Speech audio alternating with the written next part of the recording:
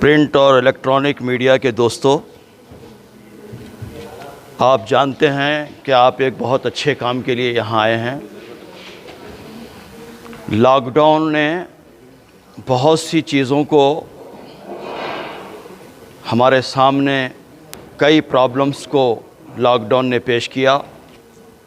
Lock down کے دوران میں لوگوں کو گھروں میں محفوظ رہنے کی دعوت دی گئی اور نعرہ دیا گیا کہ گھروں میں رہو، محفوظ رہو، لیکن اسی دوران میں ڈومیسٹک وائلنس بڑھ گیا۔ بچے جو باپ کو نہیں پہچانتے، بچے اچنبھے سے دیکھنے لگے کہ یہ کون شخص ہے جو ہمارے پاس رہنے لگا ہے۔ ایسی صورتحال پیش آ گئی اور جس کے نتیجے میں طلاق کی شرح کے اندر بھی، ڈیورس کی ریٹ میں بھی اضافہ ہو گیا، اور ان حالات نے جماعت اسلامی ہند جیسی مصلح تنظیم اور تحریک جو اصلاح کے لیے ہمیشہ کام کرتی ہے، وہ ایک موومنٹ ہے، اس نے اور اس کی لیڈیز ونگ نے یہ فیصلہ کیا کہ اسٹرانگ فیملی، اسٹرانگ سوسائٹی کے عنوان سے، مضبوط خاندان، مضبوط سماج کے عنوان سے ایک ملک گیر مہم منائی جائے۔ اصل میں ہوا یہ کہ 300 سال پہلے مغرب نے نکاح کے سسٹم کو ختم کر دیا۔ دھیرے دھیرے وہاں پر جو نکاح کا انسٹیٹیوشن تھا وہ بالکل ختم ہو گیا اور لوگ آزادانہ طور پر زندگی گزارنے لگے۔ 1960s کے اندر ایسا ہوا کہ ٹین ایجرز ایک موومنٹ اٹھا جو اباحیت پسندانہ موومنٹ تھا، اور آج وہاں کے اسٹیٹسٹکس اور آنکڑے یہ بتاتے ہیں، اعداد و شمار سے یہ معلوم ہوتا ہے کہ more than 60% بچے ایسے ہیں جو حرامی بچے کہلاتے ہیں ہماری زبان میں، جن بچوں کو یہ نہیں معلوم ہے کہ ان کا باپ کون ہے، بلکہ بہت سے موقعوں پر تو ماں کو نہیں معلوم ہے کہ ان بچوں کا باپ کون ہے، اور ماں اپنے بچوں کو لے کر بالکل اسی طرح پھرتی ہے جس طرح بلی اپنے بچوں کو لے کر ایک گھر سے دوسرے گھر کو پھرتی ہے۔ یہ صورتحال مغرب میں پیش آئی اور اسی کی نقالی کرتے ہوئے ہمارے ملک کے اندر لیو ان ریلیشن شپ اور مختلف قسم کے نعروں، آپ جانتے ہیں کہ جو تقریباً 150 سال سے جو ہمارا قانون تھا جس کے اندر اڈلٹری تھی کہ ایک شادی شدہ عورت اور شادی شدہ مرد وہ باہر منہ نہیں ماریں گے اور باہر وہ اپنی ضرورت کو پورا نہیں کریں گے، لیکن سپریم کورٹ نے فیصلہ دے دیا کہ اس طرح کرنا جائز ہے اور کوئی حرام نہیں ہے اور کوئی کرائم نہیں ہے۔ تو اس سے ہمارے خاندانی نظام کے چولیں ڈھیلی ہو گئی ہیں۔ یقیناً اسلام کے اندر خاندانی نظام کے لیے بہت سے قوانین دیے گئے ہیں، بہت سی ہدایتیں دی گئی ہیں۔ قرآن مجید میں نماز کی تفصیلات نہیں ہیں، روزے کی تفصیلات نہیں ہیں، حج کی تفصیلات نہیں ہیں۔ اتنا ہی کہا گیا کہ نماز پڑھو، لیکن یہ نہیں بتایا گیا کہ نماز کیسی پڑھنی چاہیے،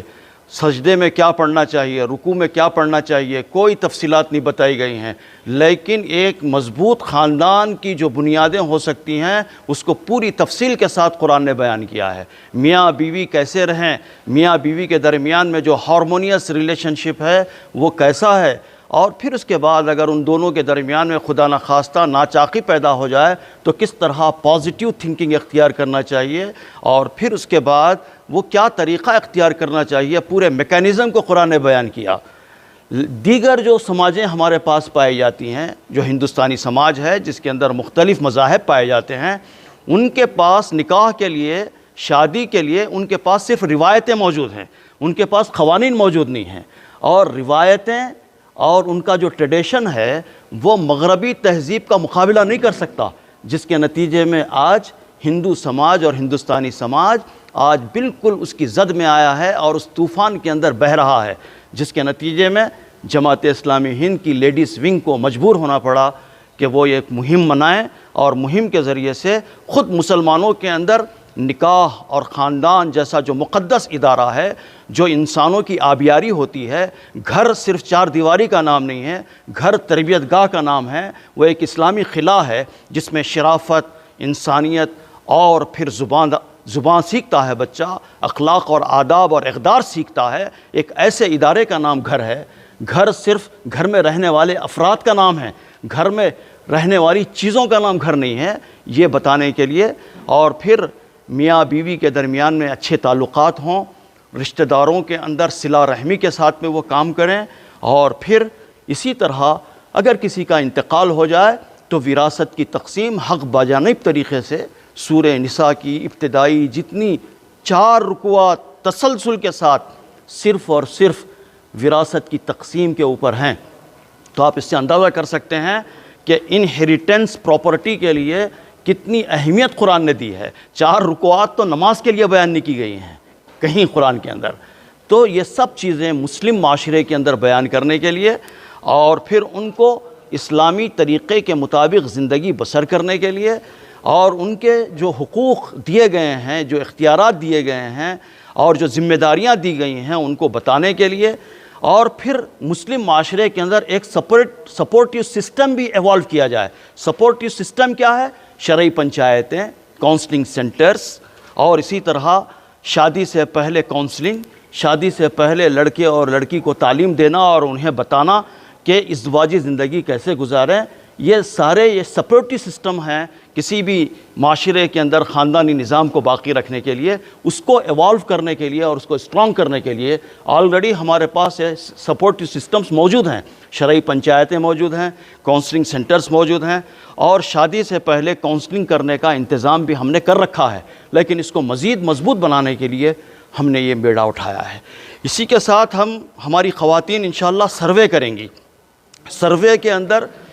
بتایا جائے گا اور معلوم کیا جائے گا کہ ان کی زندگی کیسی ہے اور ان کے پرابلمز کو سالو کرنے کی کوشش کی جائے گی۔ اس سروے کے اندر ہم لوگوں کے نام نہیں پوچھیں گے، ان کے پتے نہیں پوچھیں گے، بلکہ اس کے ذریعے سے رینڈم سروے کے ذریعے سے یہ معلوم کرنے کی کوشش کریں گے کہ سماج کے اندر کیا چل رہا ہے اور پھر اس کو کن چیزوں کی ضرورت ہے ڈائگنوز کرنے کے لیے ہم وہ سروے کرنا چاہتے ہیں۔ پھر اسی موقع پر ہماری جو لڑکیاں ہیں GIO کے نام سے، گرلز اسلامک آرگنائزیشن، وہ بھی مختلف قسم کی پروگرامز کریں گی اور ان کے اندر شعور بیدار کریں گی، کیونکہ یہ مستقبل کی مائیں ہیں۔ اگر یہ مائیں درست ہو جائیں اور ماؤں کے اندر وہ اقدار اور ویلیوز اور اسلامی قوانین سے وہ واقف ہو جائیں تو میں سمجھتا ہوں کہ اسلامی معاشرے کے لیے اس سے بڑی چیز اور کچھ نہیں ہو سکتی۔